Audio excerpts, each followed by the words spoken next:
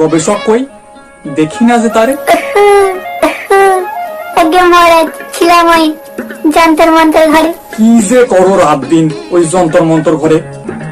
সাপ, ব্যাং, ঘোড়ার ঠ্যাং, কেউ কিছুই কি বুঝতে পারে? মহারাজ, আপনার জন্য এনেছি এই বুকে, দেখবেন নাকি একবারটি শুকে? কি 7 মাস ঘরে ঢুকে তুচ্ছ এই বুকে?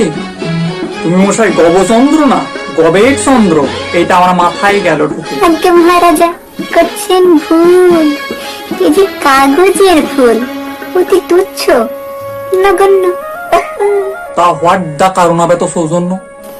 আসল আবিষ্কারটা এখনো বাকি, লাগবে আর কিছুদিন। তুমি তো একটা নিচকে পড়া, বানাবে হয়তো পিছন মোটা বিন।